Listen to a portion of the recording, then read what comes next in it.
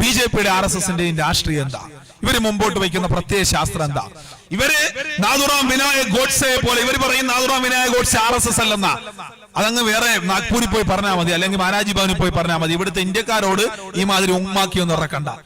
ഇവർക്കിത് പറയാൻ പറ്റും. കാരണം RSSനെ സംബന്ധിച്ചിടത്തോളം ഇവർക്ക് എങ്ങും അംഗത്വമില്ല എന്നാണ് നമ്മൾ തിരിച്ചറിയേണ്ടത്. അംഗത്വം കൊടുക്കുന്ന ഒരു പരിപാടിയില്ല. ആരും അവരുടെ അംഗമാണ്, അംഗമല്ലാതിരിക്കുകയാണ്. ദേശീയ അധ്യക്ഷനായ മോഹൻ ഭഗത് പോലും അംഗമല്ലാത്ത ഒരു പ്രസ്ഥാനമാണ് RSS. അതുകൊണ്ട് ആരെന്ത് കുഴപ്പം ചെയ്താലും അവർക്ക് തള്ളി പറയാം. മഹാത്മാഗാന്ധിയെ കൊന്ന നാഥുറാം വിനായക് ഗോഡ്സെ അയാളുടെ അന്ത്യാഭിലാഷമായി പറഞ്ഞത് വൈ ഐ അസാസിനേറ്റഡ് ഗാന്ധി എന്ന് പറഞ്ഞ പുസ്തകത്തിൽ പോലും അതിനെക്കുറിച്ച് പരാമർശമുണ്ട്. അയാൾ ഗാന്ധിയെ കൊന്ന് ന്യായീകരിച്ച് അവസാനം എത്തിച്ചേർന്ന പോയിന്റ് ഇങ്ങനെയാണ്: ഇന്ത്യ എന്ന് പറയുന്ന രാജ്യം ഗാന്ധിയുടെ ആശയങ്ങളെ ചുവട് പിടിച്ചുകൊണ്ട് നെഹ്റുവിൽ കൂടി, അംബേദ്കറിൽ കൂടി, രാജേന്ദ്ര പ്രസാദിൽ കൂടി ഈ രാജ്യം ഒരു മതേതരത്വ രാജ്യമായിട്ട് മാറും. എനിക്ക് മതേതരത്വ ഇന്ത്യയിൽ അന്ത്യവിശ്രമം കൊള്ളുവാൻ താല്പര്യമില്ല. അതുകൊണ്ട് ഞാൻ മരണപ്പെട്ടാൽ എന്റെ ദഹനത്തിന് ശേഷം എന്റെ ചിതാഭസ്മം മതേതരത്വ ഇന്ത്യയിൽ നിമജ്ജനം ചെയ്യരുത്. മറിച്ച് അത് എന്ന് ഇന്ത്യ രാജ്യം ഹിന്ദുത്വ രാജ്യമാകുന്നു അന്ന് മാത്രമേ എന്റെ ചിതാഭസ്മം നിമജ്ജനം ചെയ്യാവൂ എന്നാണ് ഗോഡ്സെ പറഞ്ഞത്. ഇന്നും അയാളുടെ ചിതാഭസ്മം പൂനെയിൽ സൂക്ഷിച്ചു വെച്ചിരിക്കുക. എന്നെങ്കിലും ഇന്ത്യ രാജ്യം മതേതരത്വം വെടിഞ്ഞുകൊണ്ട് ഹിന്ദുത്വ രാജ്യമാവുമ്പോ ഹിന്ദു രാജ്യമല്ല എന്നുകൂടി തിരിച്ചറിയണം.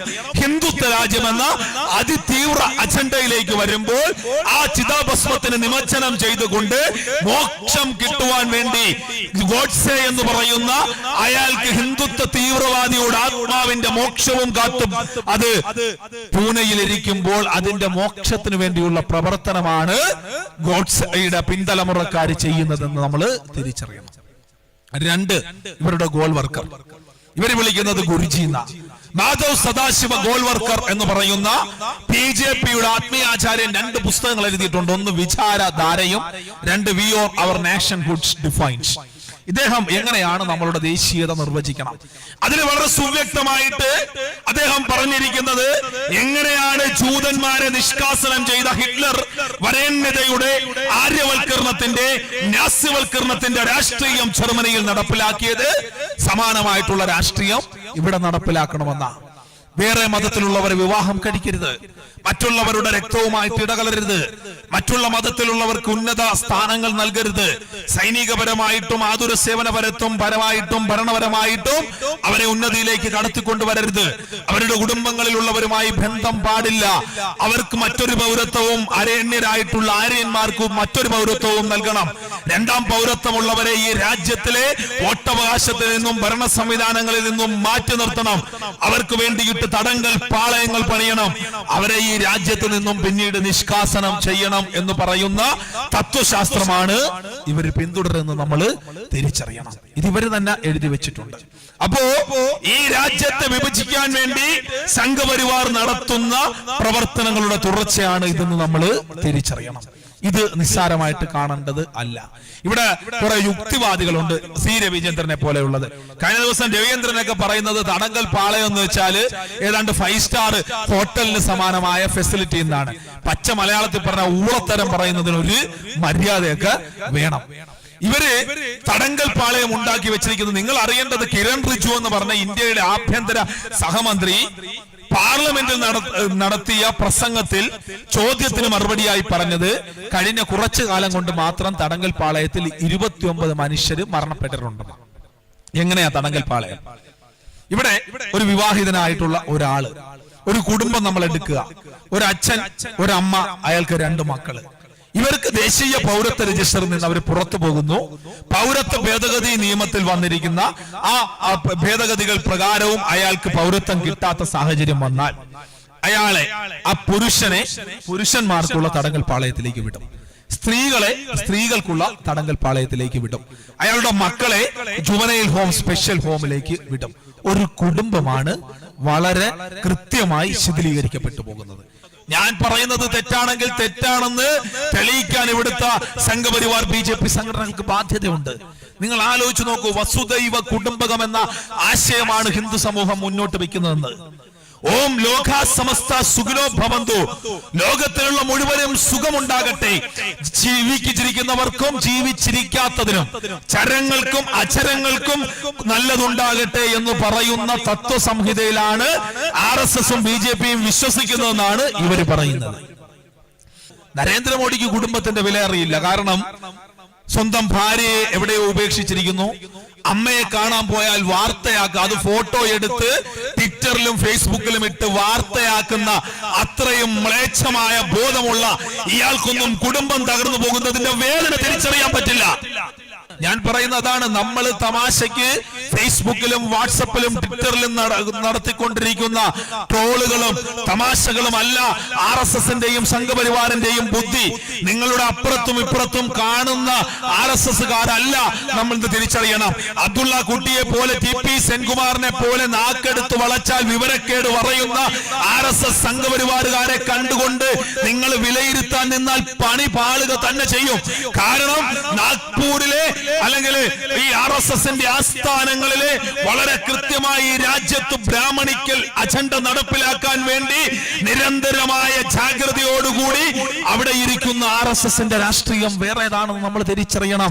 നിങ്ങൾ ആലോചിച്ച് നോക്കൂ, നമ്മുടെ അപ്പുറവും ഇപ്പുറവും ഇരിക്കുന്ന നമ്മളുടെ കൂടെ ഒരു കാലഘട്ടത്തിൽ അമ്പലത്തിൽ വന്ന, പള്ളിയിൽ വന്ന, നമ്മുടെ ചോറ്റുപാത്രത്തിൽ കൈയിട്ട് അങ്ങോട്ടും ഇങ്ങോട്ടും ചോറ് പങ്കിട്ട് കഴിച്ച, നമ്മൾ സഹോദരന്മാരായി കണ്ട, നമ്മളുടെ ഇന്നലകളിൽ നമുക്കൊപ്പം നിന്നവർ, ക്രിക്കറ്റ് കളിച്ചവർ, ഫുട്ബോൾ കളിച്ചവർ, ലൈബ്രറിയിൽ സാംസ്കാരിക സംഘടനയിൽ പ്രവർത്തനം നടത്തിയവർ ഇന്നും മാറി നിന്നുകൊണ്ട് നമുക്കെതിരെ സംസാരിക്കുമ്പോൾ അയ്യോ ഇവന്മാർക്ക് ബോധമില്ലയോ, അല്ലെങ്കിൽ ഇത്രയും മണ്ടന്മാരായി പോയോ എന്ന് നിങ്ങൾ ചിന്തിക്കുന്നില്ലേ? ആ വലിയൊരു ജനസംഖ്യയെ കൊണ്ട് അങ്ങനെ ചിന്തിപ്പിക്കുകയും അങ്ങനെ പറയിക്കുകയും അങ്ങനെ പ്രവർത്തിപ്പിക്കുകയും ചെയ്യുന്ന ഇതിന്റെ പിന്നിലുള്ളവന്റെ ബുദ്ധി നിങ്ങളൊന്ന് ചിന്തിച്ചു നോക്കണം. അപ്പോ വളരെ കൃത്യമായ കണക്കുകൂട്ടലുകളുടെ പുറത്താണ് അവരിത് ചെയ്തുകൊണ്ടിരിക്കുന്നത്. ഞാൻ നേരത്തെ പറഞ്ഞതുപോലെ ഗോഡ്സെയുടെ ആത്മാവിന് മോക്ഷം കിട്ടുവാൻ ഗോൾവർക്കറിനെ പോലെയുള്ളവർ മുമ്പോട്ട് വെച്ച ആശയം നടപ്പിലാക്കുവാൻ ഹെഡ്ഗർവറിനെ പോലെയും സവർക്കറിനെയും പോലെയുള്ളവർ സ്വപ്നം കണ്ട ഹിന്ദുത്വ എന്ന് പറയുന്ന രാജ്യം, ഹിന്ദു രാജ്യമല്ല ഹിന്ദുത്വ എന്ന് പറയുന്ന വലിയൊരു അജണ്ടയിലേക്കാണ് അവർ ഈ രാജ്യത്തെ നടത്തിക്കൊണ്ടു പോകുന്നത്. നമ്മൾ വിചാരിക്കുന്നതിനേക്കാൾ ഭീകരമാണ് ഈ രാജ്യത്ത് ഇവരുണ്ടാക്കി വെച്ചിരിക്കുന്ന കുഴപ്പങ്ങളെന്ന് നമ്മൾ തിരിച്ചറിയണം. ദേശീയ പൗരത്വ രജിസ്റ്റർ, ദേശീയ പൗരത്വ ഭേദഗതി നിയമം, ഇതിനു മുമ്പ് ഇവര് സാമ്പിൾ ഡോസ് ആയിട്ട് ഇവിടെ കൊണ്ടുവന്ന കാര്യങ്ങൾ, ആർട്ടിക്കിൾ 370 കാശ്മീരിൽ ഇവര് ഇല്ലാണ്ടാക്കി. നമ്മൾ അറിയേണ്ടത്, ഒരു കാലഘട്ടത്തിലും മാനസികമായിട്ട് ഈ രാജ്യത്തോട് ചേർന്ന് നിന്നവരല്ല അവിടുത്തെ ജനത. പക്ഷെ അവരെ തന്ത്രപൂർവമായി ഇന്ത്യയിൽ നിർത്തേണ്ടത് ഇന്ത്യയുടെ അനിവാര്യത കൂടിയായിരുന്നു. പ്രത്യേകിച്ച് കാശ്മീർ എന്ന് പറയുന്ന സംസ്ഥാനത്തുള്ള സിയാച്ചിൻ മലനിരകളെ പോലെ, കാർഗിൽ മലനിരകളെ പോലെ ഉള്ള വളരെ തന്ത്രപ്രധാനമായിട്ട് യുദ്ധമേഖലകളെ ഇന്ത്യ രാജ്യത്തോട് ചേർത്ത് നിർത്തേണ്ടത് അനിവാര്യതയാണെന്നുള്ള തിരിച്ചറിവ് കൂടിക്കൊണ്ടാണ് യുദ്ധത്തെ ഞാനൊരിക്കലും അംഗീകരിക്കുന്ന ആളല്ല. പക്ഷേ അന്നത്തെ കാലഘട്ടത്തിൽ അതൊരു അനിവാര്യമായി വന്നതുകൊണ്ടാണ് രാജാ ഹരിസിംഗുമായിട്ട് തന്ത്രപരമായി ഒരു ഉടമ്പടി ഒപ്പിട്ടുകൊണ്ട് ജവഹർലാൽ നെഹ്റുവിനെ പോലെയുള്ളവർ പിന്നീട് ഭരണഘടനയിൽ അംബേദ്കറിന്റെ പ്രത്യേക താല്പര്യം കൂടി എടുത്തുകൊണ്ട് ആർട്ടിക്കിൾ 370 കൊണ്ടുവന്ന് ആ ജനസംഖ്യയെ കൂടെ നിർത്തിയത്. എന്നാൽ ആർട്ടിക്കിൾ 370 റദ്ദാക്കിക്കൊണ്ട് BJP രാജ്യത്ത് വിഘടനമുണ്ടാക്കിക്കൊണ്ട് ഈ രാജ്യത്തെ ജനങ്ങളെ ഒന്ന് പരീക്ഷിച്ചത്. ഇവരെ എങ്ങനെ പ്രതികരിക്കുമെന്ന് നോക്കി, ഒന്നും സംഭവിച്ചില്ല. ബാബറി മസ്ജിദിൽ വിധി വന്നു. നിങ്ങളെ ബാബറി മസ്ജിദ് വിധിയെ എങ്ങനെ നോക്കി കാണുന്നു എന്നറിയില്ല. പക്ഷേ എന്റെ അഭിപ്രായത്തിൽ ഈ രാജ്യത്തിന്റെ ചരിത്രത്തെ ചരിത്രം കൊണ്ട് വിധിക്കുന്നതിന് പകരം ഇതിഹാസം കൊണ്ട് വിധിക്കുക എന്ന് പറയുന്ന മൂഢ്യമായ പ്രവൃത്തി അവിടെ നടന്നിരിക്കുന്നത്. അത് തെറ്റാണ്, തെറ്റെന്ന് ചൂണ്ടിക്കാണിക്കുക തന്നെ ചെയ്യും. ഒരു പക്ഷെ ബഹുമാനപ്പെട്ട സുപ്രീം കോടതി ഈ രാജ്യത്ത് ചിന്തിച്ചത് ഇനി ഈ രാജ്യത്ത് കലാപങ്ങളും പ്രശ്നങ്ങളും ഉണ്ടാകാതെ പോകട്ടെ എന്നാണ്. സ്വാഭാവികമായിട്ടും ബാബറി മസ്ജിദ് വിധി വന്നപ്പോൾ പലരും പ്രതീക്ഷിച്ചു ഇവിടെ എന്തെങ്കിലും പ്രശ്നമുണ്ടാകും. പക്ഷേ ഇന്ത്യ രാജ്യത്തിൽ അങ്ങോളം ഇങ്ങോളം ഒരു പ്രശ്നവും ഉണ്ടായില്ല. കേരളത്തിൽ ഒരു പ്രശ്നവും ഉണ്ടായില്ല. അല്ലെങ്കിലും കേരളത്തിൽ പ്രശ്നമുണ്ടായില്ല. കാരണം ബാബറി മസ്ജിദ് പൊളിച്ചപ്പോൾ പോലും അങ്ങോട്ടും ഇങ്ങോട്ടും ഒരു തരി മണ്ണ് വാരിയിടാത്ത പ്രബുദ്ധത കാണിച്ചവരാ കേരളത്തിന്റെ പൊതുസമൂഹം, കേരളത്തിലെ മുസ്ലിം ജനത, കേരളത്തിലെ ഹിന്ദു സമൂഹം. പക്ഷേ ബാബറി മസ്ജിദ് വിധി നമ്മളൊന്ന് ചിന്തിച്ചു നോക്കൂ. നിങ്ങളുടെ കയ്യിൽ അല്ലെങ്കിൽ എന്റെ കയ്യിൽ ഇരിക്കുന്ന ഒരു 50,000 രൂപയുടെ മൊബൈൽ എന്റെ കയ്യിൽ നിന്ന് ഒരാൾ അപഹരിച്ചു കൊണ്ടുപോകുന്നു. അപഹരിച്ചു കൊണ്ടുപോകുന്ന മൊബൈല് എന്റേതിനു വേണ്ടി ഞാൻ നിരന്തരമായിട്ട് പോരാടുന്നു. പോലീസ് സ്റ്റേഷനിൽ പരാതി കൊടുത്തു, കോടതിയിൽ ചെന്നു, കോടതി സമക്ഷം ഞാൻ കണ്ടെത്തി മറ്റൊരാളുടെ കയ്യിൽ എന്റെ മൊബൈൽ ഉണ്ട്. ഞാൻ പറഞ്ഞു എന്റെ EMI നമ്പർ അത് തന്നെയാണ്. അയാൾ പറഞ്ഞു അല്ല എന്റെ സിമ്മാണിത്. അവസാനം കോടതി സമക്ഷമെത്തി, കോടതി അതിസൂക്ഷ്മ പരിശോധന നടത്തി. അപ്പൊ കോടതിക്ക് മനസ്സിലായി എന്താണ് ഞാൻ പറഞ്ഞത് ശരിയാണ്, എന്റെ EMI നമ്പർ തന്നെയാണ് അയാളുടെ കയ്യിലിരിക്കുന്ന ഫോണിൽ. പക്ഷേ അയാൾ ഇട്ട് ഉപയോഗിക്കുന്നത് സിം എന്റേത് അല്ല, അയാളുടെ സിമ്മാണ്. കോടതി പറഞ്ഞു ഇത് അദ്ദേഹത്തിന്റെ തന്നെ ഫോണാണ്, കാർത്തിക്കിന്റെ ഫോണാണ്. കാരണം ഇതിൽ ഉപയോഗിച്ചിരിക്കുന്ന EMI നമ്പർ അയാളുടേതാണ്. അയാളുടെ കയ്യിൽ ഈ മൊബൈൽ ഉപയോഗിച്ചിരുന്നതിന് തെളിവുണ്ട്. പക്ഷേ കുറച്ചു കാലമായിട്ട് മറ്റേ ആളാണ് ഉപയോഗിച്ചു കൊണ്ടിരിക്കുന്നത്. ഒരു കാര്യം ചെയ്യ് കാർത്തിക്, നിങ്ങളുടെ മൊബൈൽ ആണെങ്കിലും നിങ്ങളുടെ EMI നമ്പർ നിങ്ങളുടെ ആണെങ്കിലും കുറച്ചു കാലമായി സിം ഇട്ടുകൊണ്ട് ഉപയോഗിച്ചിരിക്കുന്ന അയാളല്ലേ, അതുകൊണ്ട് തൽക്കാലം അയാളുടെ കൈ ഫോൺ ഇരിക്കട്ടെ. അയാൾക്ക് പകരം ഒരു 2000 രൂപയുടെ സാംസങ്ങിന്റെ ഫോൺ നിങ്ങൾ വാങ്ങിച്ചു കൊടുക്കുക കൂടി ചെയ്യണം എന്ന് പറഞ്ഞു. എന്തൊരവസ്ഥയാണ് എന്ന് നമ്മളൊന്ന് ചിന്തിച്ചു നോക്കണം. അതെന്തെങ്കിലും ആയിക്കോട്ടെ. അതിൽ അവിടെ നിങ്ങൾ അറിയേണ്ടത് 1952 ബാബറി മസ്ജിദിൽ രാമവിഗ്രഹം ഇരിക്കുന്നു എന്ന് പറഞ്ഞപ്പോൾ, അന്നത്തെ ഇന്ത്യയുടെ കൊണ്ടുവച്ചിരിക്കുന്നു എന്ന് പറഞ്ഞപ്പോൾ അന്നത്തെ ഇന്ത്യയുടെ പ്രധാനമന്ത്രിയായ നെഹ്റു, പ്രത്യേകിച്ച് RSS ഒരിക്കലും അംഗീകരിക്കാത്ത RSSന്റെ ഓർഗനൈസർ എന്ന് പറഞ്ഞ പത്രം പറഞ്ഞത്, ഞങ്ങളുടെ വെടിവെപ്പ് അല്ലെങ്കിൽ RSSന്റെ ഓർഗനൈസർ എന്ന് പറഞ്ഞ പത്രത്തിൽ ഒരാൾ പറഞ്ഞത്, അയാൾ പറഞ്ഞത് ഞങ്ങളുടെ വെടിവെപ്പ് തെറ്റിപ്പോയി, ഗാന്ധിജിയുടെ നെഞ്ചത്തല്ല നെഹ്റുവിന്റെ നെഞ്ചത്തായിരുന്നു വെടിവെക്കേണ്ടിയിരുന്നതെന്നാ. അതിന് പിന്നീട് ബിനോയ് വിശ്വത്തിനെ പോലെയുള്ള, തലേക്കുന്നിൽ ബഷീറിനെ പോലെയുള്ള നേതാക്കന്മാർ മറുപടി എഴുതുകയും കേരളത്തിൽ എന്തായാലും അതിന് മറുപടി കൊടുത്തിരുന്നു. ഇവര് നെഹ്റു അന്ന് പറഞ്ഞെന്തായിരുന്നു, അവിടെ ഒരു വിഗ്രഹം ഇരിക്കുന്ന പറഞ്ഞപ്പോ അതെടുത്ത് തൊട്ടപ്പുറത്തുള്ള തോട്ടിൽ കളയൂ എന്നാണ് പറഞ്ഞത്. പക്ഷേ അതിൽ മാറ്റമുണ്ടായി. അത് പിന്നീട് ഞാൻ പറഞ്ഞതാണ്, ചരിത്രത്തെ ഇതിഹാസം കൊണ്ട് ഇവര് വിലയിരുത്തി. അവസാനം അവര് വിധി പോലും മറ്റൊരു രീതിയിലേക്ക് സ്വാധീനിക്കപ്പെട്ടു എന്നുള്ളതാണ്. അപ്പോ യഥാർത്ഥത്തിൽ എനിക്ക് തോന്നുന്നു ഈ രാമനും വിവേകാനന്ദനൊക്കെ ജീവിച്ചിരിപ്പുണ്ടായിരുന്നെങ്കിൽ RSSകാരുടെ കരണം നോക്കി 2 പുകച്ചു കൊടുത്തേനെ എന്നാണ് നമ്മൾ ഈ അവസരത്തിലെങ്കിലും ആഗ്രഹിക്കുന്നതും വിശ്വസിക്കുന്നതും. അപ്പോ ഒരു വശത്ത് ഇവരുടെ വളരെ കൃത്യമായിട്ടുള്ള തന്ത്രപരമായ കാര്യങ്ങൾ ഇവര് പയറ്റി നോക്കി. ആർട്ടിക്കിൾ 370 ഒന്നും സംഭവിച്ചില്ല, അല്ലെങ്കിൽ ബാക്കിയുള്ള പല നിയമങ്ങൾ ഇവിടെ കൊണ്ടുവന്നൊന്നും സംഭവിച്ചില്ല. അങ്ങനെയാണെങ്കിൽ പൗരത്വ ഭേദഗതി നിയമം കൊണ്ടുവന്നുകൊണ്ട് എന്താണ് ഇവര് നടപ്പിലാക്കാം എന്നുള്ളത്, പ്രത്യേകിച്ച് അവരുടെ അജണ്ട കൂടി നടപ്പിലാക്കാൻ ശ്രമം നടന്നു ഇവിടെ. പക്ഷേ BJPയുടെയും RSSന്റെയും നരേന്ദ്രമോദിയുടെയും അമിത്ഷായുടെയും കണക്കുകൂട്ടൽ തെറ്റിപ്പോയി. BJPയോടും RSSനോടും പറയാനുള്ളത് ഞാൻ നിരന്തരമായിട്ട് പറഞ്ഞുകൊണ്ടിരിക്കുന്നതാണ്, അതുകൊണ്ട് അതിന്റെ വിശാലതയിലേക്ക് കടന്നു പോകുന്നില്ല. പക്ഷേ നമ്മൾ ഇത് നിരന്തരമായി ഈ കാര്യങ്ങൾ പറയുമ്പോൾ, ഇതിനെ വസ്തുനിഷ്ഠമായി ചൂണ്ടിക്കാണിക്കുമ്പോൾ പാകിസ്ഥാനിൽ പോകാനാ പറയുന്നത്. ഇവന്മാരുടെ തറവാട്ട് സ്വത്താണോ പാകിസ്ഥാൻ അവിടോട്ട് നമ്മളെ കൊണ്ട് തടങ്കൽ പാളയത്തിൽ താമസിക്കാൻ? അവിടെ നമ്മളോട് നിരന്തരമായി പാകിസ്ഥാനിൽ പോകാൻ പറയുന്നവരോട് 1-2 ചരിത്രം പറയുന്നു. 1857 ഇന്ത്യയുടെ 1ാം സ്വാതന്ത്ര്യ സമര പോരാട്ടത്തെ കുറിച്ച് ഒത്തിരി പുസ്തകങ്ങൾ വന്നിട്ടുണ്ട്. ബിപിൻ ചന്ദ്ര എഴുതിയിട്ടുണ്ട്, MGS നാരായണൻ എഴുതിയിട്ടുണ്ട്, റോമില താപ്പർ എഴുതിയിട്ടുണ്ട്. അവരെ ഒന്നും നിങ്ങൾ അംഗീകരിക്കണ്ട. നിങ്ങൾക്ക് അംഗീകരിക്കാൻ പറ്റിയ ഒരാളുണ്ട്, VD സവർക്കർ, നിങ്ങളുടെ നേതാവ്. സവർക്കർ എഴുതിയിരിക്കുന്ന 1857 ഇന്ത്യസ് ഫസ്റ്റ് ഫ്രീഡം സ്ട്രഗിൾ, 1857 ഇന്ത്യയുടെ 1ാം സ്വാതന്ത്ര്യ സമരം എന്ന പുസ്തകത്തിൽ വളരെ സുവ്യക്തമായിട്ട് അയാൾ പറഞ്ഞിട്ടുണ്ട്, ഈ രാജ്യത്തിന്റെ 1ാം സ്വാതന്ത്ര്യ സമരമാണ് ഇന്ത്യൻ ദേശീയ പ്രസ്ഥാനത്തിന്റെ ഉൾപ്പെടെയുള്ള പിറവിയിലേക്ക് നയിക്കപ്പെട്ടത്. ഇന്ത്യയുടെ 1ാം സ്വാതന്ത്ര്യ സമരം ഈ രാജ്യത്തെ സംബന്ധിച്ച് നിർണായകമായിരുന്നു. അതിൽ അവസാനം അദ്ദേഹം എഴുതിയിരിക്കുന്നത് ഇങ്ങനെയാണ്: ഇന്ത്യയുടെ 1ാം സ്വാതന്ത്ര്യ സമരത്തിൽ ആയിരക്കണക്കിന് 10,000കണക്കിന് മനുഷ്യർ രക്തസാക്ഷികളായി. അതിൽ 3/4 പേരും ബഹുഭൂരിപക്ഷം പേരും ഇസ്ലാം നാമധാരികളായിരുന്നു എന്ന് എഴുതി വെച്ചിരിക്കുന്നത് നിങ്ങളുടെ വീടി സവർക്കറാണ്. അയാൾ എഴുതി വെച്ചത് കള്ളമാണെന്ന് പറഞ്ഞുകൊണ്ട് നിഷേധിക്കാൻ BJPക്ക് RSSനും പറ്റുമോ? ആ ഒരു സമുദായത്തിനോടാണ് ഇവന്മാർ ഇപ്പൊ ദേശസ്നേഹത്തിന്റെ സർട്ടിഫിക്കറ്റും ചോദിച്ചുകൊണ്ട് വരുന്നത്. ഈ രാജ്യത്ത് ഞങ്ങളെ പോലെയുള്ളവർ സംസാരിച്ചിട്ട് പറയുന്ന ജയ് ഹിന്ദ് എന്ന് പറഞ്ഞ മുദ്രാവാക്യം, അത് ഇന്ത്യൻ നാഷണൽ ആർമിയുടെ പോരാട്ട വീതിയിൽ നേതാജി സുഭാഷ് ചന്ദ്രബോസിനൊപ്പം നിന്നുകൊണ്ട് വിളിച്ചു കൊടുത്തത് ആബിദ് ഹസൻ സഫാനി എന്ന് പറഞ്ഞ മുസൽമാനായിരുന്നു. ഇൻകുലാബ് സിന്ദാബാദ് വിപ്ലവം വിജയിക്കട്ടെ എന്ന് ഈ രാജ്യത്തിന് പറഞ്ഞു കൊടുത്തത് ഉറുദു കവിയായിരുന്ന, എഴുത്തുകാരനായിരുന്ന ഹസരത് മുഹാനി എന്ന് പറഞ്ഞ മുസൽമാനാണ്. 1942 ആഗസ്റ്റ് 9-ാം തീയതി ഈ രാജ്യത്ത് നിന്നുകൊണ്ട് ബ്രിട്ടീഷുകാരാ നീ ഇവിടെ നിന്നും പോകൂ എന്ന് പറഞ്ഞു ക്വിറ്റ് ഇന്ത്യ എന്ന് ബ്രിട്ടീഷുകാരന്റെ മുഖത്ത് നോക്കി പറഞ്ഞത് യൂസഫ് മെഹ്റലി എന്ന് പറഞ്ഞ മുസൽമാനായിരുന്നു. എത്രയോ പേരുടെ ചരിത്രം ഈ രാജ്യത്തിന്റെ സ്വാതന്ത്ര്യ സമര പോരാട്ടത്തിൽ രക്തസാക്ഷികളായ അബ്ദുള്ളയെ പോലെ, ഷാഹിദ് അലിയെ പോലെ, അഷാഖുള്ള ഖാനെ പോലെ, വക്കം അബ്ദുൽ ഖാദറിനെ പോലെ എത്രയോ പേരുടെ ചരിത്രം ഈ രാജ്യത്ത് നമുക്ക് പറയുവാനുണ്ട്. രാജ്യത്തിന് ജാമിയ ഇസ്ലാമിയ നൽകിയ മൗലാന ഷൗക്കത്ത് അലിയെ പോലെയുള്ളവർ, ആലി സഹോദരന്മാരുടെ അവരുടെ നേരിട്ടുള്ള ഇടപെടൽ നടത്തിയ പോരാട്ടങ്ങൾ, അവരുടെ അമ്മയായ ആബിദ് ഷാനിദ ബീഗത്തെ പോലെ എത്രയോ പേരുടെ ധീരമായ കഥകൾ പറയുവാനുണ്ട്. അബ്ദുറഹ്മാൻ സാഹിബിനെ പോലെ ഈ സംസ്ഥാനത്ത് നിന്നുകൊണ്ട് പോരാട്ടം നടത്തിയവർ എത്രയോ പേര്, എത്രയോ ഇസ്ലാം നാമധാരികൾ ഈ രാജ്യത്തിന് വേണ്ടി രക്തസാക്ഷികളായി ഈ രാജ്യത്തിന് മറക്കുവാൻ പറ്റാത്ത സംഭാവനകൾ നൽകി. സയ്യിദ് അലി മുഹമ്മദ് ഖാനെ പോലെയുള്ളവരാണ് അലിഗഡ് യൂണിവേഴ്സിറ്റി സ്ഥാപിച്ചത്. ഇനിയും ഈ രാത്രി പുലരുവോളം പറയുവാൻ ഒത്തിരി കാര്യങ്ങളുണ്ട്. ഞാൻ അതിലേക്ക് കടന്നു പോകുന്നില്ല. ആ വലിയൊരു സമൂഹത്തോടാണ് ഇവര് ദേശസ്നേഹത്തിന്റെ സർട്ടിഫിക്കറ്റ് ചോദിക്കുന്നത്. നമ്മൾ അറിയേണ്ടത്, ഈ രാജ്യത്തിന്റെ സ്വാതന്ത്ര്യ സമര പോരാട്ടത്തിൽ രക്തസാക്ഷികളായ ചന്ദ്രശേഖർ ആസാദിനെ പോലെ, രാജ്ഗുരുവിനെ പോലെ, സൂര്യസെന്നിനെ പോലെ, ഭഗത് സിംഗിനെ പോലെയുള്ളവരുടെ സ്വാതന്ത്ര്യ സമര പോരാട്ടത്തിന്റെ ചരിത്രമെങ്കിലും RSSും BJPയും പഠിക്കണം. കഴിഞ്ഞ ദിവസം പൗരത്വ ഭേദഗതി നിയമത്തിന്റെ പോസ്റ്ററിൽ ഭഗത് സിംഗിനെ അടിച്ച്, പൗരത്വ ഭേദഗതി നിയമത്തെ അനുകൂലിക്കുന്ന പോസ്റ്ററിൽ ഭഗത് സിംഗിനെ അവരടിച്ചു വെച്ചിരിക്കുന്നു. ഭഗത് സിംഗ് ജീവിച്ചിരിപ്പുണ്ടായിരുന്നെങ്കിൽ ആ പോസ്റ്റർ അടിച്ചവന്റെ തല അടിച്ചു പൊട്ടിച്ചേനെ. എന്തൊരവസ്ഥയാണെന്ന് ആലോചിച്ച് നോക്കണം. Why I am an atheist, ഞാൻ എന്തുകൊണ്ട് നിരീശ്വരവാദിയായി എന്ന് ഈ രാജ്യത്തിന്റെ മുമ്പിൽ പുസ്തകം എഴുതിയ ആളാ ഭഗത് സിംഗ്.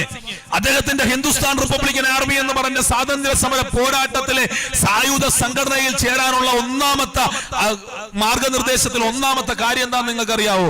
മതവർഗീയവാദിയാണെങ്കിൽ ഞങ്ങളുടെ സംഘടനയിൽ ചേരാൻ പറ്റില്ലെന്നാ പറഞ്ഞത്. ഭഗത് സിംഗിനെയും രാജ്ഗുരുവിനെയും സുഖദേവനെയും പോലെയുള്ള ചെറുപ്പക്കാർ വെറും 23-ാമത്തെ വയസ്സിലാ ഈ രാജ്യത്തിന് വേണ്ടി രക്തസാക്ഷികളായത്. ഭഗത് സിംഗുമായിട്ടുള്ള അദ്ദേഹത്തിന്റെ അന്ത്യകാലത്ത് ഒരു ബ്രിട്ടീഷ് പത്രപ്രവർത്തകൻ നടത്തിയ ഇന്റർവ്യൂ ഉണ്ട്. അതിൽ അദ്ദേഹം ഭഗത് സിംഗിനോട് ചോദിക്കുന്നു, 23 വയസ്സല്ലേ നിങ്ങൾക്കുള്ളൂ, നിങ്ങൾ എന്തിനാണ് ആ ബ്രിട്ടീഷുകാരോട് സന്ധി ചെയ്തിട്ട് രക്തസാക്ഷിത്വത്തിൽ നിന്നും രക്ഷപ്പെട്ടുകൂടായിരുന്നു എന്ന് ചോദിക്കുമ്പോൾ ഭഗത് സിംഗ് പറയുന്നത്, എനിക്ക് 23 വയസ്സേ ഉള്ളൂ. 23 വയസ്സിൽ കേണൽ സാൻഡേഴ്സന്റെ പദം ഉൾപ്പെടെ എന്നെ കൊണ്ട് ചെയ്യാവുന്ന ഒത്തിരി കാര്യങ്ങൾ ചെയ്തു. ഈ രാജ്യത്തിന്റെ സമര പോരാട്ടത്തിലേക്ക് ആയിരക്കണക്കിന് ചെറുപ്പക്കാരെ എനിക്ക് സംഭാവന ചെയ്യാൻ പറ്റി. പക്ഷെ നിങ്ങൾ അറിയേണ്ടത്, എന്റെ 23-ാമത്തെ വയസ്സിൽ ഭഗത് സിംഗ് എന്ന ഞാൻ ഇവിടെ രക്തസാക്ഷിയായാൽ, ഭഗത് സിംഗ് എന്ന് പറയുന്ന ഒരു രക്തസാക്ഷി ഉണ്ടാകുമ്പോൾ ഈ രാജ്യത്തിന്റെ സ്വാതന്ത്ര്യ സമര പോരാട്ടത്തിലേക്ക് 23 വയസ്സുള്ള ചെറുപ്പക്കാരൻ രക്തസാക്ഷി ആയി എന്നതിന്റെ ആ സന്ദേശത്തിന്റെ അടിസ്ഥാനത്തിൽ ഒന്നല്ല, 1000 അല്ല, 10,000-കണക്കിന് ലക്ഷക്കണക്കിന് ഭഗത് സിംഗുമാരെ ഈ രാജ്യത്തിന്റെ സ്വാതന്ത്ര്യ സമര പോരാട്ടത്തിലേക്ക് കിട്ടും. അതുകൊണ്ട് തൂക്കുമരത്തിൽ ഊയാലാളാൻ ഞാൻ തയ്യാറാണെന്ന് പറഞ്ഞുകൊണ്ട് ഈ രാജ്യത്തിന്റെ സ്വാതന്ത്ര്യ സമര പോരാട്ടത്തിൽ രക്തസാക്ഷികളായ ചെറുപ്പക്കാരാണ് അവരൊക്കെ. ജതിൻ ദാസ് എന്ന് പറഞ്ഞ ഒരു ചെറുപ്പക്കാരൻ 64 ദിവസമാണ് പട്ടിണി കിടന്നത്. 64-ാമത്തെ ദിവസം പട്ടിണി കിടന്ന് മൂക്കിൽ നിന്ന് രക്തം വന്ന് വായിൽ കൂടെ പത വന്ന് പട്ടിണി മരണം നടത്തിയ ജതിൻ ദാസിനെ പോലെയുള്ള ചെറുപ്പക്കാർ ഈ രാജ്യത്ത് ജീവിച്ചിരിപ്പുണ്ടായിരുന്നു. ജതിൻ ദാസിനോടും ചോദിച്ചതാണ്, നിങ്ങൾക്ക് ഒന്നുമില്ലെങ്കിലും ആ നിരാഹാരം അവസാനിപ്പിച്ചൂടെ? അന്ന് ജതിൻ ദാസ് പറഞ്ഞത് അതായിരുന്നു. ഈ രാജ്യത്തിന് നിരാഹാരം എന്ന് പറയുന്നത് ഗാന്ധിജി സംഭാവന ചെയ്ത നിരാഹാരം എന്ന് പറഞ്ഞ ആശയത്തെ എന്നെ പോലെയുള്ളവർ ഏറ്റെടുത്ത് രക്തസാക്ഷിത്വം വഹിക്കുമ്പോൾ അത് ഈ വലിയ പോരാട്ടത്തിലേക്ക് അതുകൊണ്ട് നമുക്ക് ചേർത്ത് വെക്കാൻ പറയുമെന്ന് പറഞ്ഞുകൊണ്ട് ആ ജതിൻ ദാസിനെ പോലെയുള്ളവർ രക്തസാക്ഷികളായത്. ഞാനിത് പറഞ്ഞു വന്നത് സംഘപരിവാറിനെ, BJPയെ അവരുടെ ചരിത്രം ഓർമ്മിപ്പിക്കാനാ. ജതിൻ ദാസിനെ പോലെ, ഭഗത് സിംഗിനെ പോലെ, സുഖദേവനെ പോലെ, രാജ്ഗുരുവിനെ പോലെയുള്ള ചെറുപ്പക്കാർ ഞങ്ങൾ മരണപ്പെടുമെന്ന് പറഞ്ഞുകൊണ്ട് തൂക്കുമരത്തിലേക്കോ അല്ലെങ്കിൽ പട്ടിണി കിടന്ന മരണത്തിലേക്കോ നയിക്കപ്പെട്ടപ്പോൾ സ്വയം തയ്യാറായി പോയപ്പോൾ നിങ്ങളുടെ നേതാക്കന്മാർ എന്താണ് ചെയ്തത്? ഇന്ത്യൻ നാഷണൽ കോൺഗ്രസ് പ്രവർത്തകനായി, പിന്നീട് ഹിന്ദു മഹാസഭയുടെ പ്രവർത്തകനായി, പിന്നീട് RSSന്റെ സ്ഥാപക നേതാക്കന്മാരിൽ ഒരാളായി മാറിയ നിങ്ങളുടെ സവർക്കർ 6 തവണയാ മാപ്പെഴുതി കൊടുത്തത്. 5 തവണ മാപ്പെഴുതി കൊടുത്ത് വീര്യമില്ലാത്തത് കൊണ്ട് 6-ാമത്തെ തവണ ഞാനും എന്റെ പ്രസ്ഥാനവും ബ്രിട്ടീഷ് സാമ്രാജ്യത്തിന്റെ വിധേയത്വമുള്ള അടിമയായിരിക്കുമെന്ന് പറഞ്ഞുകൊണ്ടാണ് സവർക്കർ മാപ്പെഴുതിയത്. AB വാജ്പേയി മാപ്പെഴുതി, ഗോൾവർക്കർ മാപ്പെഴുതി.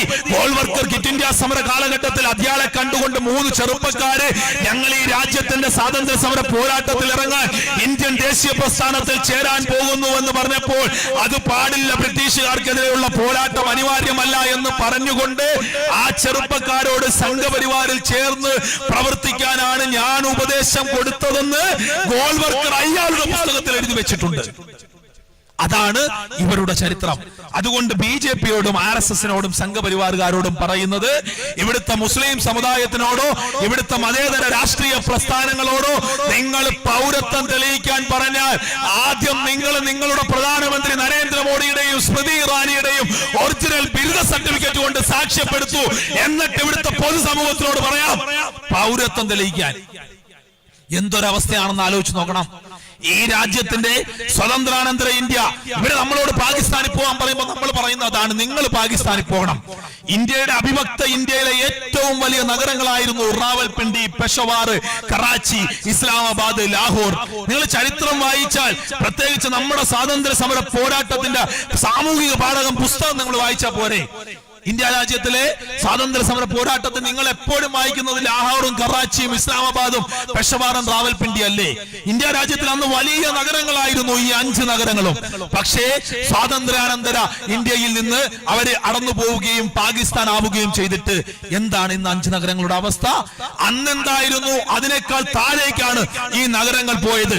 ഇന്ത്യ രാജ്യത്ത് മറുവശത്ത് ബോംബെയും കൽക്കട്ടയും ഡൽഹിയും ഒക്കെ, ബാംഗ്ലൂരും മദ്രാസും ഉൾപ്പെടെ, കൊച്ചി ഉൾപ്പെടെ ുള്ള നഗരങ്ങൾ ഒത്തിരി പോരായ്മകളുണ്ട്, ഞാൻ അംഗീകരിക്കുന്നു. പക്ഷേ ആ നഗരങ്ങൾ ഉയർന്നു വരികയും ഈ രാജ്യത്തിലെ ഒത്തിരി പോരായ്മകൾ ഉള്ളപ്പോഴും ഈ രാജ്യത്തിലെ മനുഷ്യരുടെ ജീവിത നിലവാരം ഉയർന്നു വന്നു.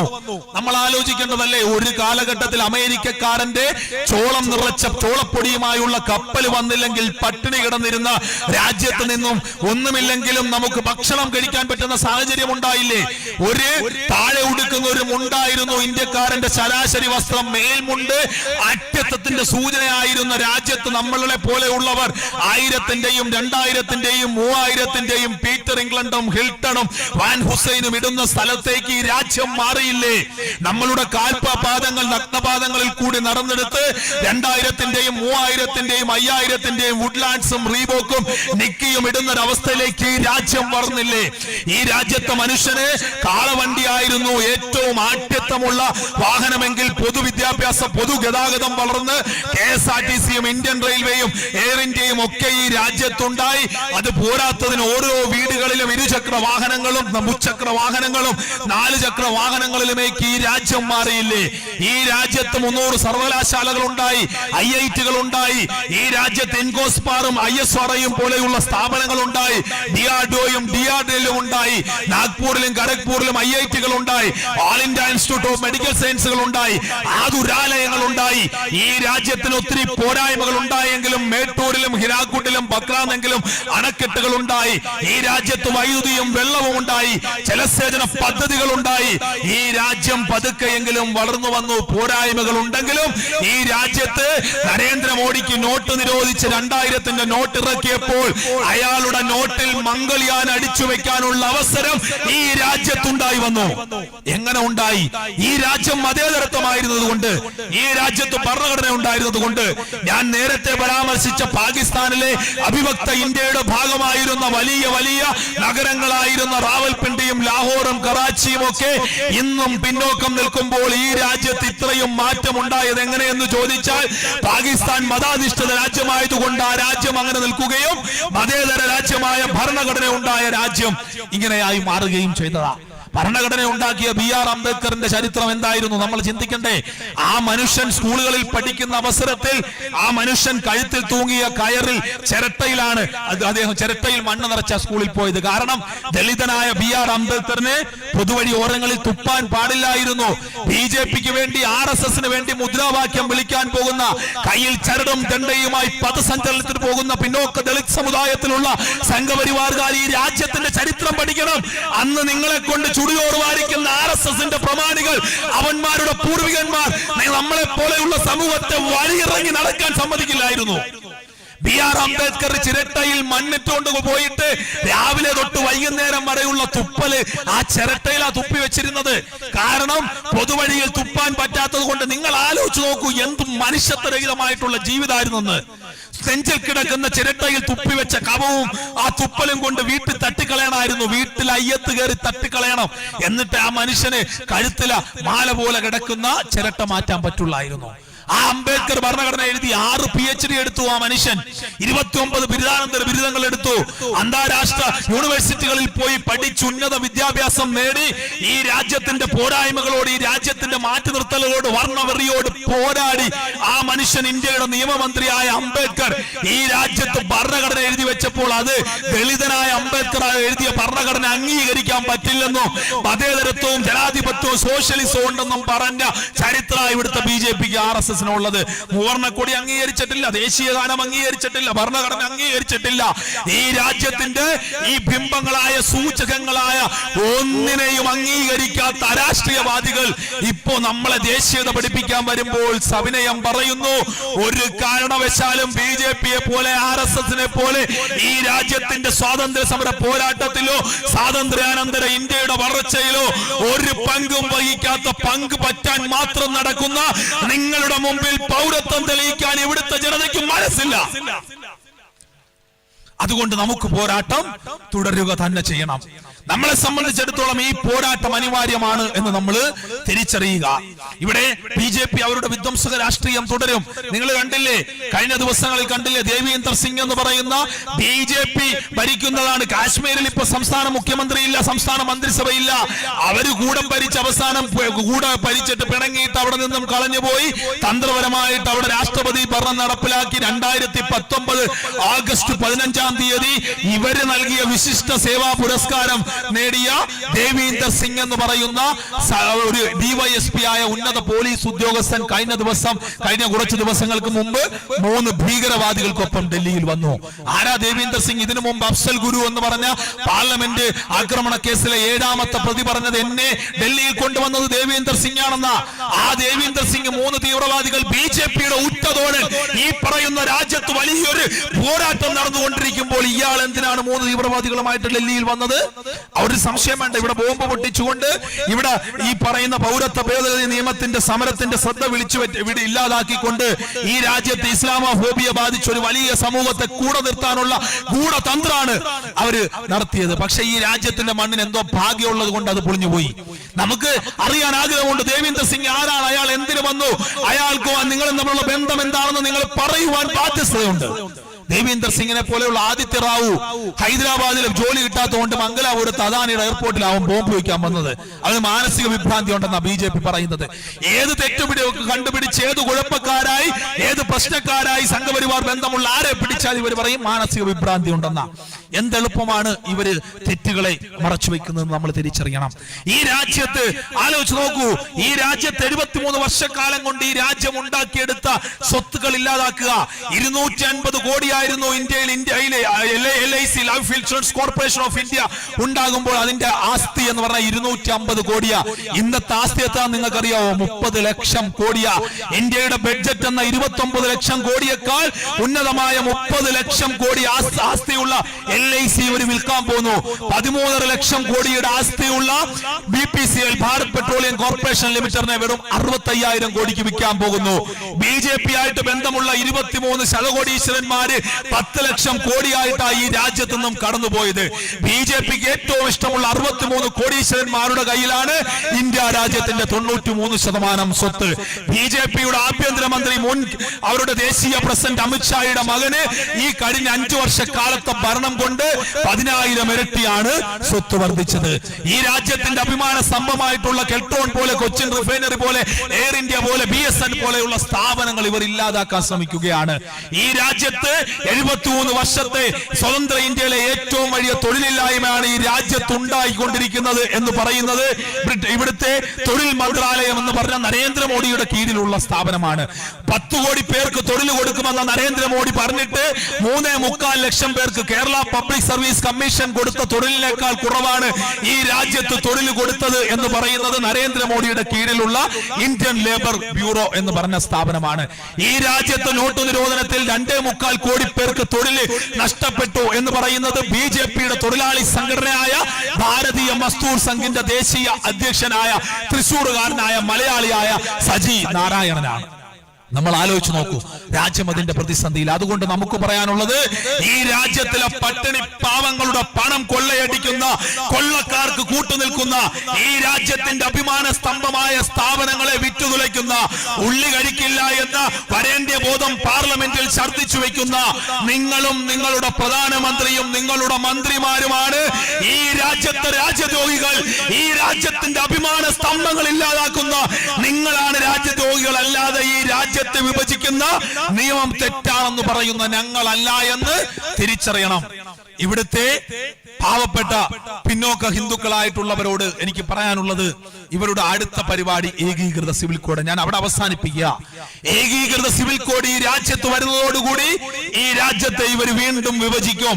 ഏകീകൃത സിവിൽ കോഡ് വരുമ്പോൾ ഏറ്റവും സിമ്പിൾ ആയിട്ട് നമ്മൾ ആലോചിച്ച് നോക്കണം. പിന്നോക്ക സമുദായത്തിലെ തീരദേശത്തെ അല്ലെങ്കിൽ ആദിവാസി മേഖലകളിലെ ദളിത് മേഖലകളിലുള്ള നമ്മുടെ പ്രിയപ്പെട്ട സഹോദരങ്ങളെ കൊണ്ട് നിരന്തരമായിട്ട് സംവരണം നിർത്തലാക്കണമെന്ന് എഴുതിപ്പിക്കുമ്പോൾ നിങ്ങൾ അറിയേണ്ടത്, ഈ രാജ്യത്ത് സംവരണം നടപ്പിലാക്കിയ ബി.ആർ. അംബേദ്കർ പറഞ്ഞത്, ഈ പറഞ്ഞ സംവരണം എന്തിനാണ് ഇവിടെ നടപ്പിലാക്കുന്നതെന്ന് ചോദിക്കുന്നതിന് അദ്ദേഹം പറഞ്ഞ ഏറ്റവും പ്രധാനപ്പെട്ട പോയിന്റ് ഇതായിരുന്നു: to eradicate inequality of history, historical inequality, ചരിത്രപരമായിട്ടുള്ള അസമത്വം ഇല്ലാണ്ടാക്കാനാണ് ഈ രാജ്യത്ത് സംവരണം ഉണ്ടാക്കിയത്. ആലോചിച്ച് നോക്കൂ, 12% പബ്ലിക് സർവീസ് കമ്മീഷനിൽ മുസ്ലിങ്ങൾക്കുള്ള സംവരണം, 2% ലത്തിൻ കത്തോലിക്കനും 1% ദളിത് ക്രിസ്ത്യാനികൾക്കും. 15% മാറ്റി നിർത്തിയാൽ 85% സംവരണം കിട്ടുന്നത് ഹിന്ദു സമൂഹത്തിലെ പിന്നോക്കക്കാർക്ക്. ആ സംവരണം ഇല്ലാതാക്കണമെന്ന് പറയുന്നതിന്റെ അജണ്ട വളരെ കൃത്യമാണ്. ബിജെപിയുടെയും RSSന്റെയും അജണ്ടയിൽ കേരളത്തിലെ നായർമാർ ഉൾപ്പെടെയുള്ള പിന്നെ പുറകിലേക്കുള്ള ഒരു ജാതിയും വരുന്നില്ല. എന്തിന് പറയുന്നു? കേരളത്തിലെ ബ്രാഹ്മണന്മാരില്ല, ദക്ഷിണേന്ത്യക്കാരില്ല. അവർക്ക് LK അദ്വാനിയെ പോലെ, മുരളി മനോഹർ ജോഷിയെ പോലെ, മോഹൻ ഭഗത്തിനെ പോലെ ആ നീളം, ആ നിറം, ആ ഉയരം, ആ പറയുന്ന ശാരീരിക അംഗവിക്ഷേപങ്ങളുള്ള ബ്രാഹ്മണിക്കൽ അജണ്ടയിലുള്ളവർ മാത്രമാണ് ബിജെപിയുടെയും RSSന്റെയും ഹിന്ദുക്കളെന്ന് തിരിച്ചറിയണം. ഇവിടെ നമുക്ക് പറയാനുള്ളത് ഇതാണ്: ഇപ്പോൾ നിങ്ങളെ തേടിയെത്തിയില്ലെങ്കിൽ നാളെ ഇവിടെ എല്ലാവരെയും തേടിയെത്തുന്ന സാഹചര്യം ഉണ്ടാകും. ഇവിടുത്തെ കഴിഞ്ഞ ദിവസം ഞാൻ കണ്ടു, ഒരു അച്ഛനാണ് നമ്മളെ തൊട്ടപ്പുറത്ത് നടന്ന ഒരു പരിപാടി ഉദ്ഘാടനം ചെയ്തത്.